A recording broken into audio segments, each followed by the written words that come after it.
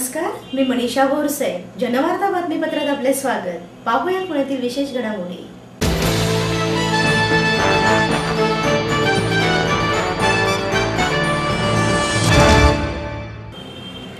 ज्येष्ठ नेते शरद पवार यांच्या अमृत महोत्सवानिमित्त शरद क्रीडा व सांस्कृतिक प्रतिष्ठानतर्फे आयोजित पुणे लावणी महोत्सवाचे उद्घाटन राष्ट्रवादी काँग्रेसचे प्रदेशाध्यक्ष सुनील तटकरे यांच्या हस्ते करण्यात आले. विशिष्ट वयानंतर कलावंतांची उपेक्षा होते. कलेशी असलेली त्यांची बांधिलकी मात्र ती अखेरपर्यंत टिकवता येते. त्याचप्रमाणे वयाच्या 75तही शरद पवारांची नाळ शेतकऱ्यांशी जुळलेली आहे, असा विश्वास राष्ट्रवादी काँग्रेसचे प्रदेशाध्यक्ष सुनील तटकरे यांनी व्यक्त केला. ज्येष्ठ नेते शरद पवार यांच्या अमृत महोत्सवानिमित्त शरद क्रीडा व सांस्कृतिक प्रतिष्ठानतर्फे आयोजित पुणे लावणी महोत्सवाचं उद्घाटन राष्ट्रवादी काँग्रेसचे प्रदेशाध्यक्ष सुनील तटकरे यांच्या हस्ते करण्यात आलं.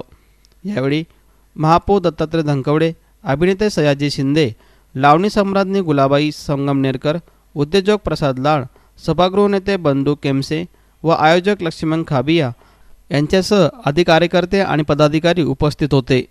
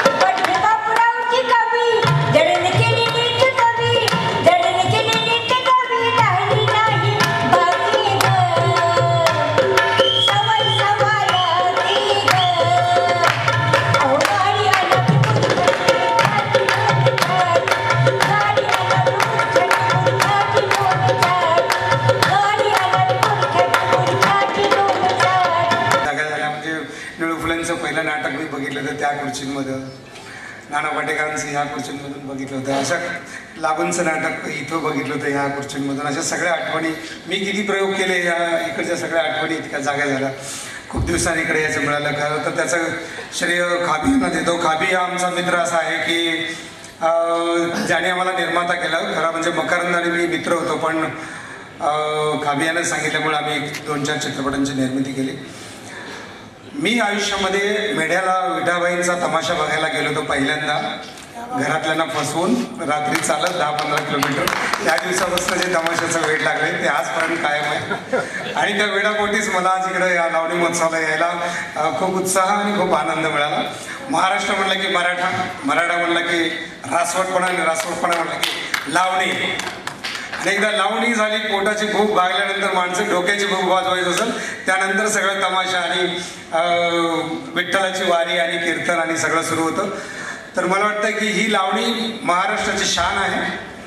जेव्हा कला सुरू झाल्या, जेव्हा असा इतिहास आहे की कलावंत जेव्हा क्लासिकल संगीत जे गाजत होतं त्याच काळात तमाशा, लावणी, कीर्तन यांनी महाराष्ट्रातल्या शेतकऱ्याला, खेड्यापाड्यातल्या माणसाला जिवंत ठेवलं कलेच्या बाबतीत. त्याचं सर्व श्रेय लावणीला जातं. आणि असा हा महोत्सव खाबी आणि या पुणे महोत्सव लावणीचा भरवला जातो, याचा मला खूप आनंद आहे. राम कदमांच्या नावानं जो पुरस्कार दिला जातो, गेली 10 वर्ष मी ऐकत होतो. दरवर्षी मला खाबिया सांगत असतो की आपल्या इकडे यायचं, पण यावर्षी तो योग मिळाला. आणि विशेष म्हणजे लावणी बघायला मी जातो म्हटल्यानंतर माझी बायको पण म्हटली की मला पण यायचं आहे. त्यामुळे लावणीचं महत्त्व आता फार की म्हणजे आता बरेच स्त्रियांची मंडळी आहेत की त्यांच्यात लावणी सादर केली जाते. ठिकठिकाणी अशा लावणी बघायला मिळतात. त्यामुळे या लावणीतल्या सर्व कलावंतांना माझ्या मनपूर्वक शुभेच्छा. आणि मला हा लक्ष्मीकांत आणि त्यांच्या सर्व सहकार्याने शरद क्रीडा व सांस्कृतिक प्रतिष्ठान स्थापन केलं.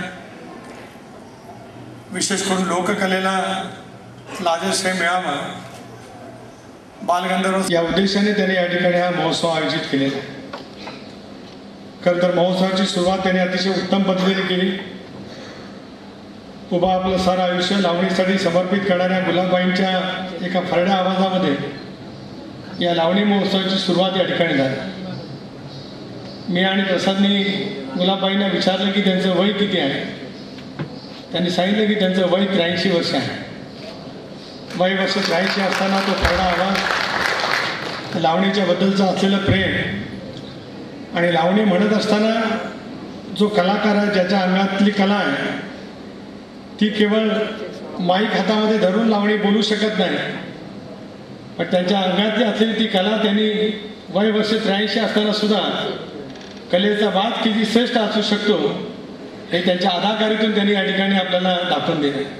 किती असेल खरं तर लावणीचा इतिहास खूप मोठा आहे आणि ही महाराष्ट्राची लोककला, महाराष्ट्राची लोकधारा केवळ महाराष्ट्राच्या पुरती सीमित राहिली नाही. देशभरात सुद्धा लावणीला राजमान्यता मिळाली, राजाश्रय मिळाला, लोकाश्रय तर खूप मोठ्या प्रमाणावरती मिळाला. पण साता समुद्रपार सुद्धा या लावणीची कला खूप मोठ्या प्रमाणावरती बलाढ्य असलेल्या राष्ट्रांच्या मध्ये सुद्धा खूप मोठ्या प्रमाणावरती. आणि म्हणून लावणी कलाकारांचं जीवन हे त्या तारुण्याच्या वयामध्ये खूप मोठ्या प्रमाणावरती लोकांच्या समोर सादर करण्याच्या माध्यमातून होत असतं. पण एक विशिष्ट वय झाल्याच्या नंतर या कलावंताची देखरेखीची उपेक्षा होत असते. लक्ष्मीकांत, तुमचं मी मनापासून अभिनंदन एवढ्यासाठीच करतो की पवार साहेबांच्या अमृत महोत्सवी वर्षाच्या निमित्ताने तुम्ही हा कार्यक्रम केला. खरं तर या उपेक्षित असलेल्या लोककलावंतांना, लावणी कलाकारांना, लावणी कलावंत भगिनींना खऱ्या अर्थाने जर का कोणी राज्य सरकारच्याकडून पहिली मदत केली असेल तर तुमचे आणि माझे नेते आदरणीय पवार साहेब यांनी राज्याचे मुख्यमंत्री असताना केली, त्याचा आवर्जून उल्लेख या निमित्ताने मी करू इच्छितो. अंकुशराव, काही दिवसापूर्वीच पवारसाहेब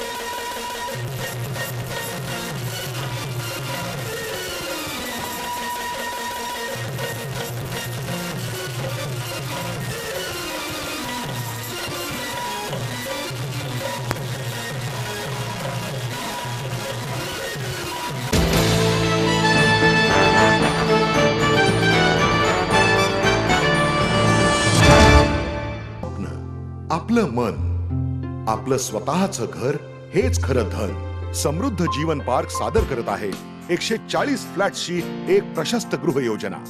कात्रज कोंढवा रोडवर बिबवेवाडीपासून फक्त 2 किलोमीटर अंतरावर आपल्या आर्थिक गणितात बसणारे 1 व 2 BHK फ्लॅट्स. तब्बल 3 मजली पार्किंग सह ऐस पैस गार्डन, क्लब हाऊस आणि इतर सुविधांनी सुसज्ज. बुकिंग साठी संपर्क 9850937373 9850947373. समृद्ध जीवन, नांदी सौभाग्याची, सुरुवात प्रगतीची. आई वडिलांनी पै पै जमवून मला शिकवण्याचा निर्णय घेतलेला कळत होता. माझ्या उच्च शिक्षणासाठी त्यांनी मला कायमचा आधार मिळवून दिला होता. त्यांनी स्वतःसाठी कधीच काही केलं नाही, पण माझ्यासाठी Samruddha Jeevan multistate multipurpose cooperative society limited.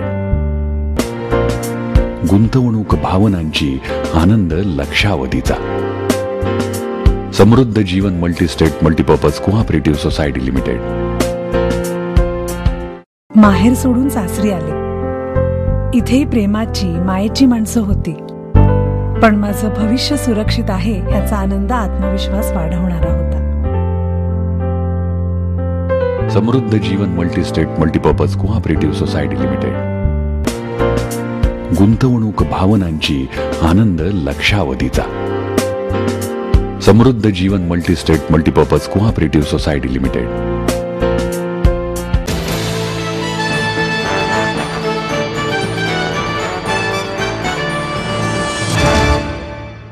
Marathi रंगभूमी उद्योगात इतिहास निर्माण केलेला आणि नाना पाटेकर यांनी अभिनय केलेला नटसम्राट हा मराठी चित्रपट 1 जानेवारीला प्रेक्षकांसमोर येणार आहे. नटसम्राट विष्णू वामन शिरवाळकर उर्फ कुसुमाग्रज यांच्या कादंबरीवर आधारित नटसम्राट हे नाटक तयार करण्यात आलं आहे. नाटक म्हणून नटसम्राट मराठी रंगभूमी उद्योजकात इतिहास निर्माण केला. महेश मांजरेकर दिग्दर्शित नटसम्राट सिनेमाचा टीझर नुकताच रिलीज करण्यात आला आहे. नाना पाटेकर यांची मुख्य भूमिका असलेला हा सिनेमा नवीन वर्षी आपल्या भेटीला येतो आहे. ज्या नाटकांनं सर्वांच्या मनात अढळ स्थान निर्माण केलं ते नटसम्राट हे नाटक लवकरच मोठ्या पडद्यावर येणार आहे.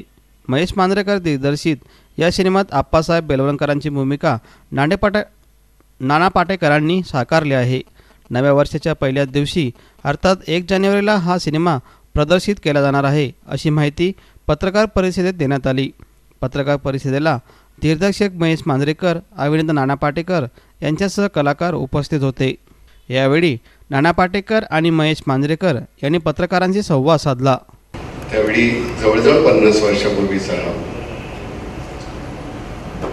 आणि त्यावेळी आमचं वय हे कुठेतरी 15-20 वर्षाच्या दरम्यान असलेले आम्ही.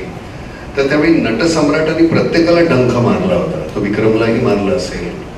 सगळीच नटकी त्यांना नटसम्राट करावं असं वाटणं. आपल्या वकुबानुसार आम्ही आमच्या पद्धतीनं त्याच्या सगळी स्वगत बोलण्याचा प्रयत्न करायचो. तर तो कुठेतरी तुमच्या नकळत तुमच्यामध्ये शिरलेला, तो विषारी असा डंख मारलेला, ती सगळी छिंग होती. ह्या चित्रपटाच्या निमित्तानं ते सगळं बाहेर पडलं. कितीतरी वर्ष. It's very difficult to sustain such roles for that long. सुनेचं काम केलं.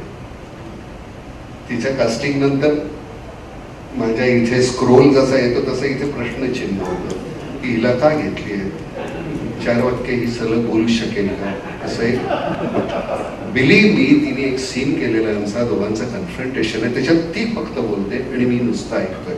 इतकं अप्रतिम तू केलेलं आहे. हा खरं सांगतो, मला जर वाईट केलं असतं तर मी इथे जाहीरपणे तुझ्याबद्दल तेच बोललो असतं की वाईट केलंस, पण नाईलाज आहे. सुंदर केलेलेस.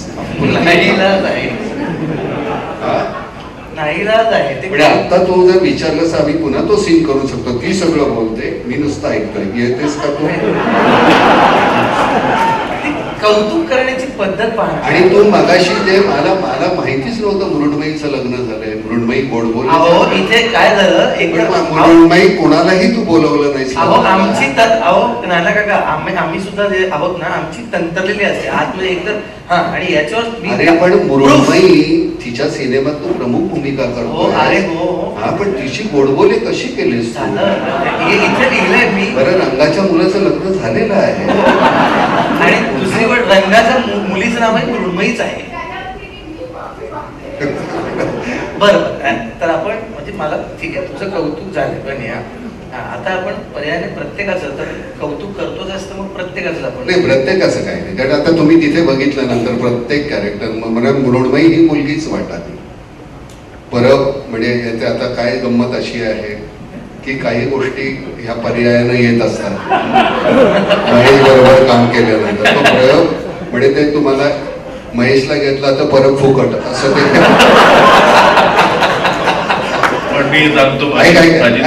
मला पूर्ण कर आणि मी त्याला म्हटलं अरे काय तो म्युझिक डिरेक्टर आहे तो गायक आहे प्रतिम गातो तो आणि तुम्ही खरं सांगतो तुम्ही नंदू हे ओरिजिनल ह्याच्यामधलं नाव आहे नंद्या मला वाटतं त्यांनी इतकं सुंदर काम केलंयस तू तर त्यामुळे मला काय ह्यांनी सगळ्यांनी माझे दात घशात घातलेले आहेत कोणाबद्दलही असं काहीतरी कारण काय होतं की ज्यावेळी नट म्हणून विक्रम ज्यावेळी बोलायला लागला की मी काय करायचं किंवा मी बोलायला लागल्यानंतर विक्रम काय करेल हे मला माहिती आहे त्यामुळे 50% तुमचं काम झालेलं असतं कारण पलीकडची बाजू तो सांभाळणार आहे रनआउट करणारी माणसं असली की गोंधळ होतो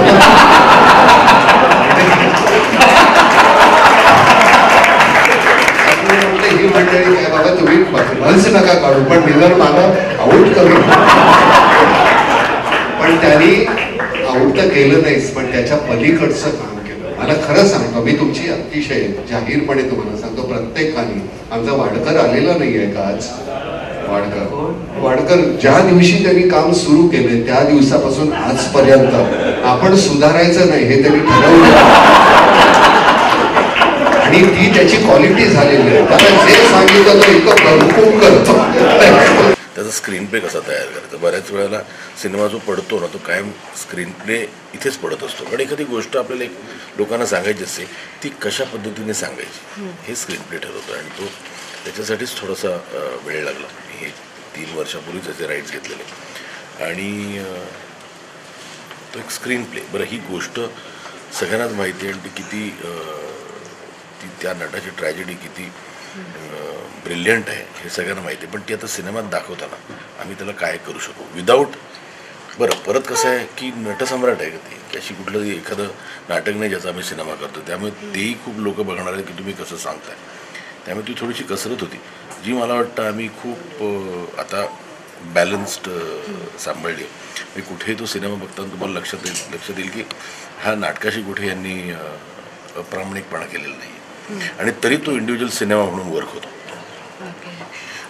मला तुमच्यासाठी प्रश्न आहे की जसं नटसम्राट पण मला कुठेतरी ती जी दुःख आहेत ना गणपतराव बेलवलकरांची ती मी आयडेंटिफाय करतो काय असतं आज आणि कसं असतं की एक खूप वर्ष थिएटर गेलेला माणूस ते थिएटरमधनं रिटायर झालं तरी त्या अंगातनं जात नाही आणि ते त्या फॅमिलीला म्हणजे कुठेतरी आपण ब्लॅक अँड व्हाईट कॅरेक्टर म्हणतो तशी मला त्याची फॅमिली कुठे ब्लॅक अँड व्हाईट वाटत नाही ते पण ग्रे आहेत कुठेतरी त्यांचे पण काही प्रॉब्लेम्स असतील की एक गणपतराव बेलवलकरच्या थिएटरमुळे होणारे प्रॉब्लेम्स असतील की त्याचं सगळंच थिएट्रिकल आहे तो थिएटरमधनं रिटायर होऊन पण त्यांनी थिएटर घरी आणलं आहे तो त्याच्या नातीचं काहीतरी एक गाणं आहे शाळेत करायचं तर तो त्याला थिएटरचाच फील देतो जे मुलांना वाईट वाटतं की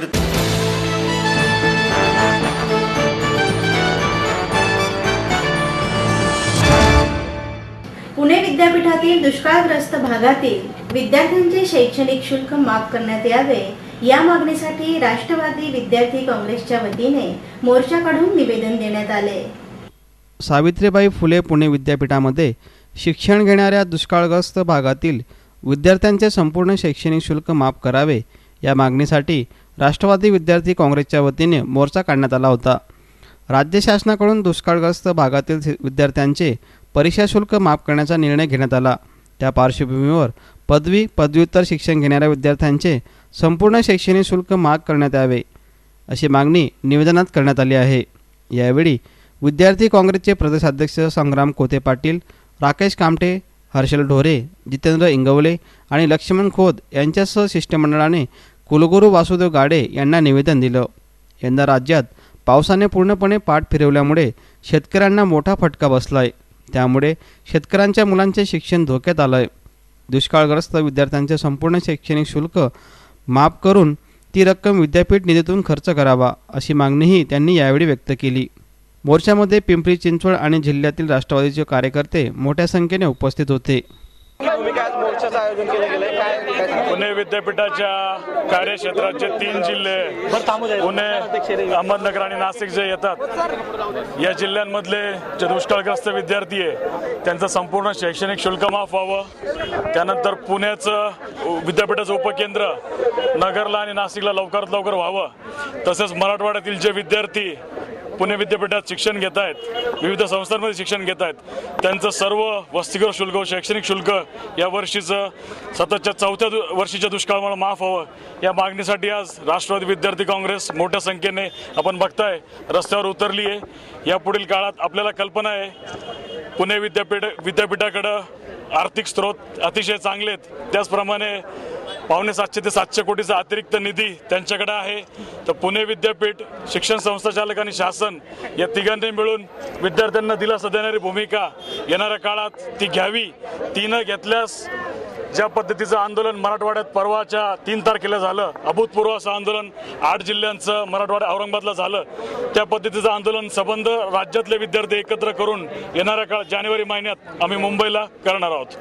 जे आता शुल्क माफ केलं ते 100-200 रुपयाच्या आसपास आहे.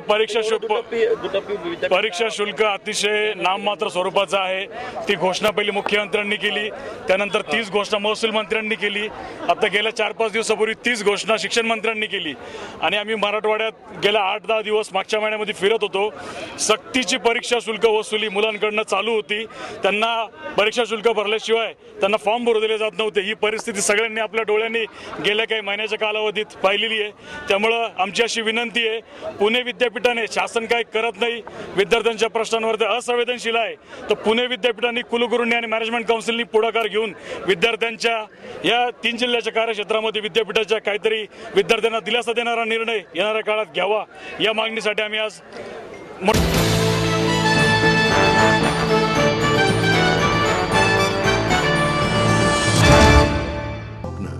आपलं मन, आपलं स्वतःचं घर हेच खरं धन. समृद्ध जीवन पार्क सादर करत आहे 140 फ्लॅट्सची एक प्रशस्त गृह योजना. कात्रज कोंढवा रोडवर बिबवेवाडीपासून फक्त 2 किलोमीटर अंतरावर आपल्या आर्थिक गणितात बसणारे 1 व 2 BHK फ्लॅट्स. तब्बल 3 मजली पार्किंग सह ऐस पैस गार्डन, क्लब हाऊस आणि इतर सुविधांनी सुसज्ज. बुकिंग साठी संपर्क 9850937373 9850947373. समृद्ध जीवन, नांदी सौभाग्याची, सुरुवात प्रगतीची. आई वडिलांनी पै जमवून मला शिकवण्याचा निर्णय घेतलेला कळत होता. माझ्या उच्च शिक्षणासाठी त्यांनी मला कायमचा आधार मिळवून दिला होता. त्यांनी स्वतःसाठी कधीच काही केलं नाही, पण माझ्यासाठी Samruddha Jeevan multistate multipurpose cooperative society limited. गुंतवणूक भावनांची, आनंद लक्षावधीचा. Samruddha Jeevan multistate multipurpose cooperative society limited. माहेर सोडून सासरी आले. इथे प्रेमाची, मायेची माणसं होती, पण माझं भविष्य सुरक्षित आहे याचा आनंद, आत्मविश्वास वाढवणारा होता. Samruddha Jeevan multistate multipurpose cooperative society limited. गुंतवणूक भावनांची, आनंद लक्षावधीचा. Samruddha Jeevan multistate multipurpose cooperative society limited.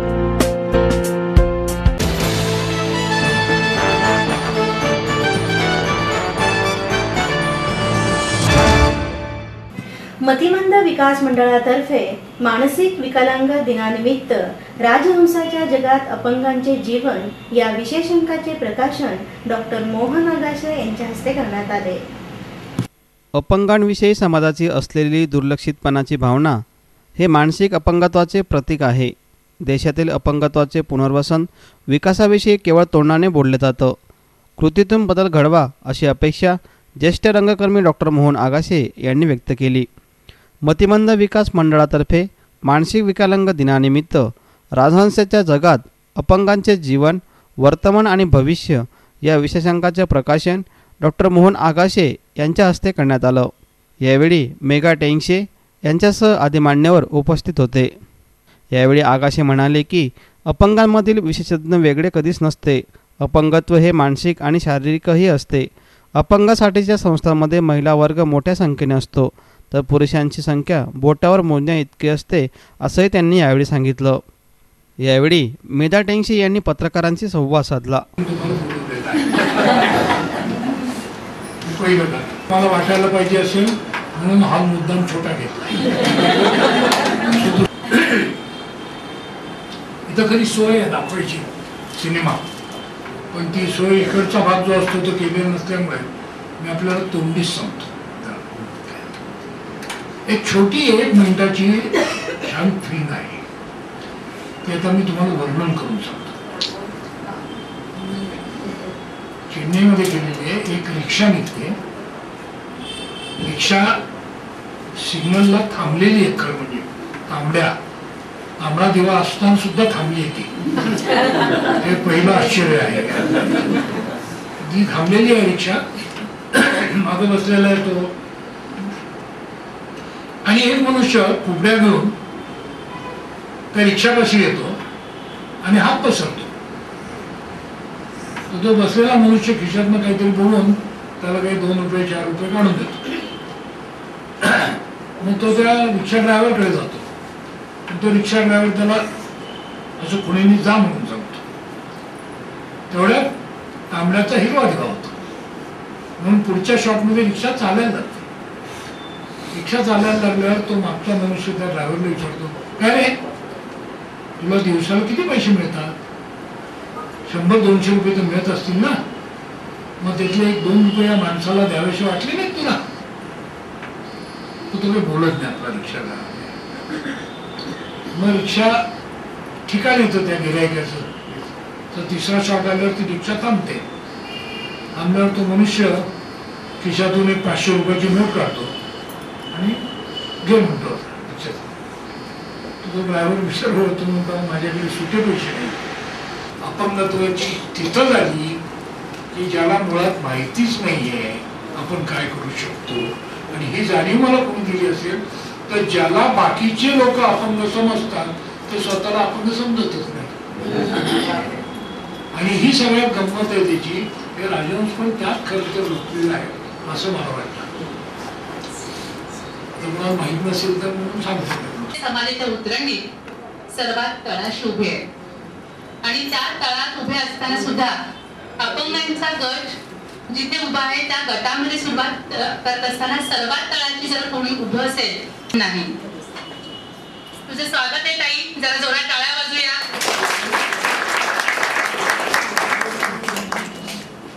या सगळ्या याच्यामध्ये ही अवस्था असताना मी विचार केला की आपण अपंगांची लोकसंख्या किती आहे ते पाहूया.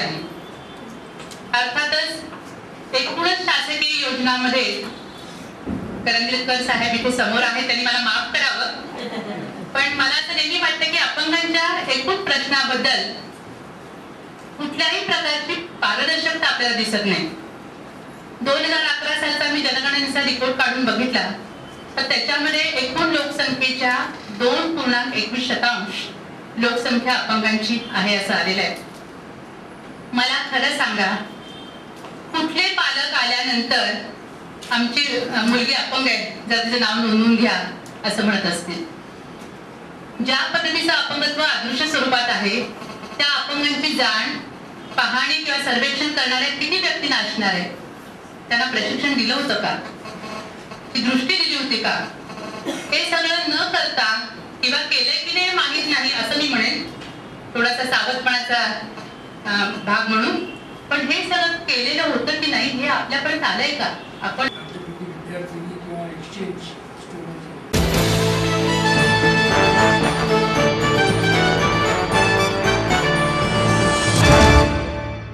डेव्हलपमेंट ट्रस्ट संचालित शारदा महिला संघाच्या वतीने 24 ते 27 डिसेंबर दरम्यान भीमथडी जत्रेचे आयोजन करण्यात आले आहे. ॲग्रिकल्चर डेव्हलपमेंट ट्रस्ट बारामती संचलित शारदा महिला संघाच्या वतीनं भीमथडी यात्रेचं आयोजन करण्यात आलं आहे. भीमथडी जत्रेत हे 10वे वर्ष असून याचं आयोजन 24 ते 27 डिसेंबरला ॲग्रिकल्चर कॉलेज ग्राउंड येथे करण्यात आलं आहे. सामर्थ्य महाराष्ट्राचे अंतर्गत सुवर्ण कोकण महाराष्ट्रातील खाद्य व खाद्य संस्कृती सायन्स पार्क हे मुख्य आकर्षण यावेळी असणार आहे. यंदाची भीमतडी जत्रेत महाराष्ट्रातील 20 जिल्हे, भारतातील 12 राज्यांचा सहभाग असून 300 स्टॉलची जत्रा असेल, असे यात्रेचे आयोजक आणि विश्वस्त पवार यांनी पत्रकारांशी बोलताना सांगितलं. संस्थेच्या या सामाजिक उपक्रमात जास्तीत जास्त ग्राहकांनी सहभागी व्हावे, भीमतडी जत्रेचा आनंद घ्यावा, असे मत सुनेत्रा पवार यांनी यावेळी व्यक्त केलं. गेली 9 वर्ष भीमतडी जत्रा हा उपक्रम आम्ही पुण्यामध्ये अतिशय यशस्वीपणे राबवित आहोत. यावर्षीचं भीमतडी जत्रेचं 10वं वर्ष आहे. यावर्षीची भीमतडी जत्रा ही 24 डिसेंबरला सुरू होती आणि 27 डिसेंबरला ती समाप्त होती. यावर्षीच्या भीमतडी जत्रेचं एक वैशिष्ट्य असं आहे की यामध्ये पारंपरिक वाद्यांना आपण व्यासपीठ देतो. त्याचबरोबर सुवर्ण कोकण हा एक ग्रुप, कोकणातला महिलांचा ग्रुप आणि तिथल्याच काही कलाकारांचा ग्रुप यावर्षी भीमतडीमध्ये सामील होतो. त्यामुळे तिथलं पारंपरिक जेवण, पारंपरिक वस्तू आणि कोकणचा सर्व मेवा यावेळच्या भीमतडी जत्रेमध्ये उपलब्ध होणार आहे. त्याचबरोबर सर्व सी फूड आणि व्हेजिटेरियन फूड कोकणातलं हेही सुवर्ण कोकणच्या माध्यमातून पुणेकरांना आनंद देण्यासाठी सुवर्ण कोकण येतं आहे. त्याचबरोबर सायन्स पार्क हा एक उपक्रम आम्ही पुण्यातल्या लहान मुलांसाठी आम्ही तिथे राबवतो आहोत.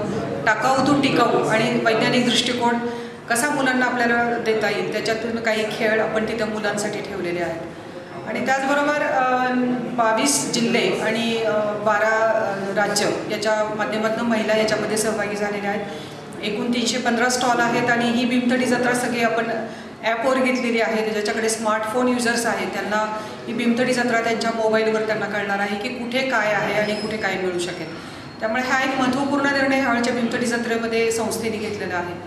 आणि ATMचं मशीन आपण तिथं उपलब्ध करून देतो. बऱ्याच लोकांना पैशाच्या अडचणी असतात, बाहेर जाऊन पैसे घेऊन किंवा गर्दीतनं बाहेर जाणं थोडं अवघड असतं, तर त्यांना आपण ATMची सुविधा आपण भीमतडी जत्रेमध्ये उपलब्ध करून देतो. त्यामुळे माझं सर्व पुणेकरांना नम्रपणे विनंती राहील, आव्हान राहील की 9 वर्ष आमच्यावरती आणि आमच्या या महिला बचत गटांवर अतिशय भरभरून प्रेम केलं, तसंच याही वर्षी 10व्या वर्षी तुम्ही यावं.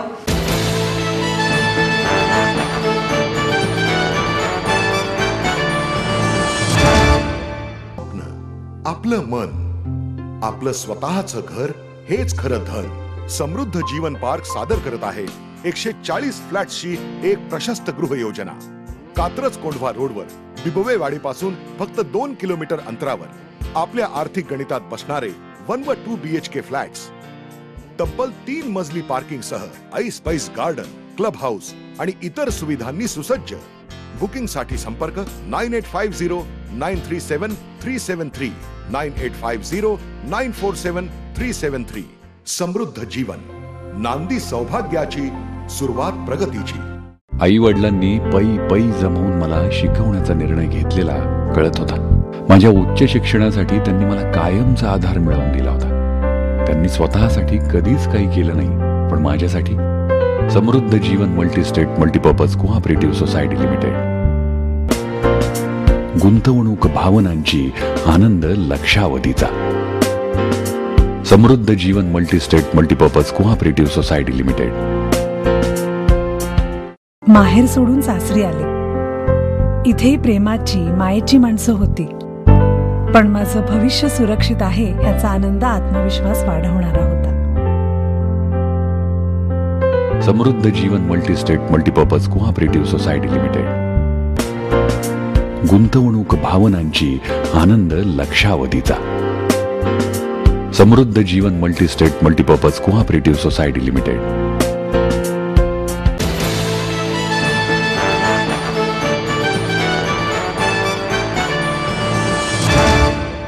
बहिणाबाई चौधरी चॅरिटेबल ट्रस्टतर्फे हिंदी सिनेमा गीत गायन स्पर्धा आयोजित केली असून प्राथमिक फेरी 24 आणि 25 डिसेंबरला होणार आहे.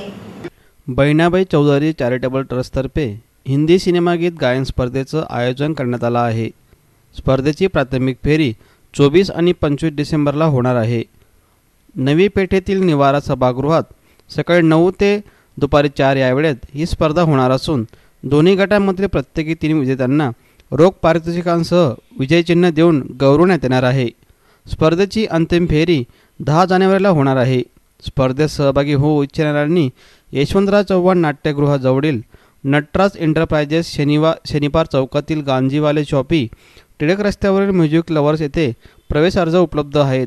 एंटरप्राइजेसमध्ये नाव नोंदवावे अशी माहिती ट्रस्टचे विश्वस्त किरण खडके यांनी पत्रकार परिषदेत दिली. हिंदी सिनेगीत स्पर्धेचं जे आयोजन आहे बहिणाबाई चौधरी चॅरिटेबल ट्रस्ट यांनी म्हणजे आम्ही जे सर्व कार्यकारी मंडळाने घेण्याचं जे काही ठरवलेलं आहे त्याचा मुख्य उद्देश असा की जनरली ज्येष्ठ नागरिकांच्यासाठी आजपर्यंत असा कुणी काही कार्यक्रम घेतलेला नाही आहे आणि आम्ही असंच की ज्येष्ठ नागरिकांना त्याचप्रमाणे ज्येष्ठ महिलांना असं या गाण्यांमध्ये या स्पर्धेमध्ये भाग घेता येईल या दृष्टिकोन त्याच्यासमोर होता आमच्यासमोर. तसंच आम्ही आमच्या बहिणाबाई ट्रस्टच्या वतीने काही उपक्रम चालवत असतो. त्यामध्ये मुख्यत्वे एक वृद्धाश्रम आहे पानशेत येथे, त्याच्यानंतर जळगावला शाळा आहे, टिळक रोडला फॅशन टेक्नॉलॉजी आहे, नर्सिंग स्कूल आहे. अशा पद्धतीचे आमचे बरेच उपक्रम आहेत आणि त्याच्यासाठी आम्हाला आजपर्यंतचा जो काही निधी लागत आलेला आहे त्या दृष्टिकोनातून आम्ही आता की हा जो कार्यक्रम आपण आयोजित करतो आहे यातनं काही निधी मिळाला तर आपल्याला तो एक चांगला उपक्रम जे काही आम्ही चालवत आहेत त्याला आम्हाला काही देता येईल हा आमच्या डोळ्यासमोर हा दृष्टिकोन ठेवून आम्ही सुरू केलेला कार्यक्रम आहे. नमस्कार. भव्य हिंदी सिनेगीत गायन स्पर्धा सिनियर सिटीजनसाठी पहिल्यांदा होते. तर मी कलाकार या नात्यानं पुण्यातल्या तमाम संगीतप्रेमींना विनंती करेन की त्यांनी जास्तीत जास्त संख्येने या स्पर्धेमध्ये सहभाग घ्यावा. आपल्याला रोख बक्षिसं पण आहेत आणि छान 3 दिवस आपल्याला सांगीतिक पूर्ण दिवस एन्जॉय करायला मिळतील. तर सर्वांनी जास्तीत जास्त प्रमाणात भाग घ्या. आपल्याला सर्व प्रकारची काळजी या ठिकाणी घेण्यात आलेली आहे. सर्व सोयी तुमच्यासाठी करण्यात आलेल्या आहेत. स्पर्धेसाठी वादक देण्यात आलेले आहेत. अनुभवी परीक्षक असणार आहेत. त्यामुळं मी सर्व महिला वर्गाला सांगू इच्छिते की सकाळी उठल्यापासून रात्री झोपेपर्यंत आपला रेडिओ चालू असतो आणि म्युझिक हे खूप महिलांचा प्राण आहे आणि त्याच्यातल्या बऱ्याच महिला खूप सुंदर गाऊ शकतात पण त्यांना कधीच चान्स मिळत नाही. ह्या निमित्ताने आम्ही तुम्हाला चान्स देऊ इच्छितो आणि तुम्ही प्लीज ह्या कॉम्पिटिशनमध्ये पार्टिसिपेट करा. हे फक्त तुमच्यासाठी आहे, ह्याच्यातलं आमच्यासाठी काही नाही. तर सगळ्या महिलांना 30 वर्ष पुढच्या आणि 50 वर्ष पुढच्या महिलांना माझं आव्हान आहे.